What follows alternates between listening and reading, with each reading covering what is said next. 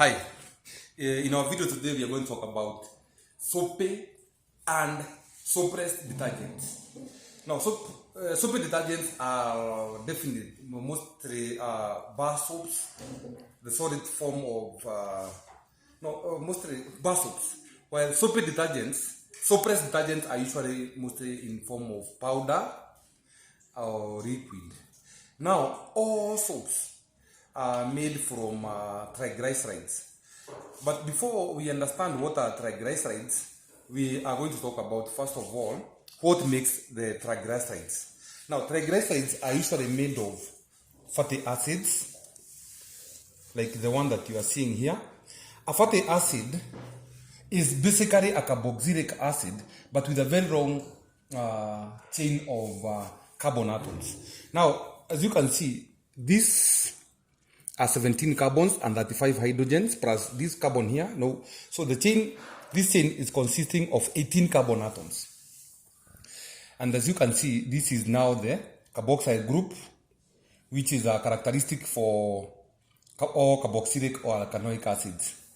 Now, this molecule that you are seeing here is called is a glycerol or glycerin.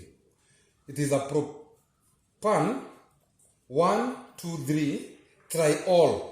Now this is a hydroxyl group, which is basically the functional group for all alcohols. Now we have 3 here, so this molecule here is called a glycerol.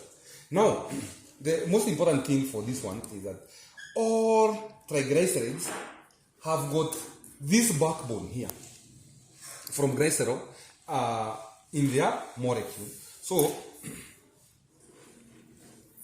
now the acid now is joined to this backbone, and because we have 3 carbon atoms, we are going to have 3 fatty acids like that joining to form now a triglycerides.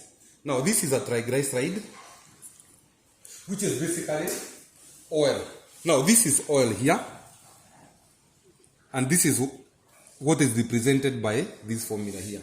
Now, to make soap, you are going to react now these triglycerides with a base or an alkali like sodium hydroxide or potassium hydroxide. Now, this molecule here requires 3 molecules of sodium hydroxide like this. And if we might remove now or that 3, we are going to have something. The 3 now will be represented like this. So we have 1, 2, 3 molecules, so we can remove these 3 here. Now what usually happens, once you put this together now, they start reacting, this backbone for hydroxide will be replaced by the sodium atoms like this, like that. This now, the hydroxide group will come here, form a glycerol or glycerin like that. Now, that process can be presented by, this is triglyceride oil and this is sodium hydroxide. Once now you react the two, you see the reaction is taking place.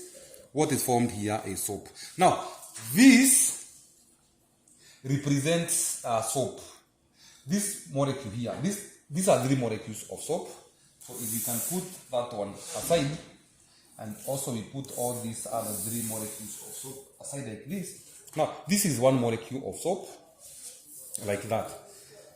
Now, the same molecule can also be, this is a soapless detergent, can also be represented by this. Now, this is this part here, or it's called a tail, consisting of carbon and hydrogen atoms, where this part here is this part here, which is the head, and is represented by this one here. Now this part here is charged. This is a negative and this is a positive, as you can see here, where this part is not charged. So when soap is put in water, it dissolves, and this part here, or this part here, will penetrate through that like this. This part here, we say it is water hating, or it is hydrophobic. Or this part here, we say charged, is water loving.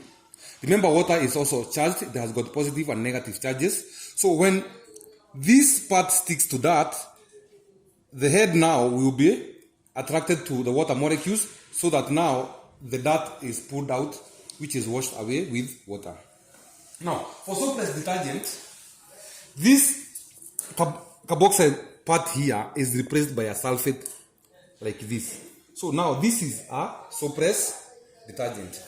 The function for the soapless detergent is the same as for soapy detergents. Now the only difference is, once you put a soapless detergent in water, having magnesium or calcium ions, the magnesium or calcium ions do not affect how the soapless detergent are functioning.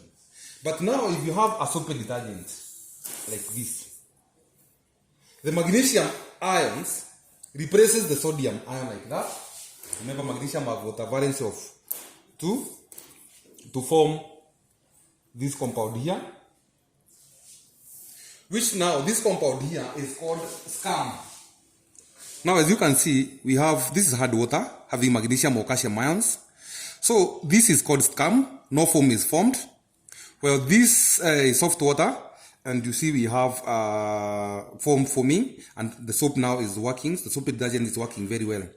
But now if you have magnesium ions and you put soap, the scum is formed, and this is the compound that is formed. It's for, in the case of calcium, that is the compound which is formed there. This is called also scum. Thank you very much for watching this video. We have seen how soap and soapless detergents are formed. We have seen how they function, and we have seen how they are affected by hard or soft water. Remember to subscribe. We'll meet in the next video.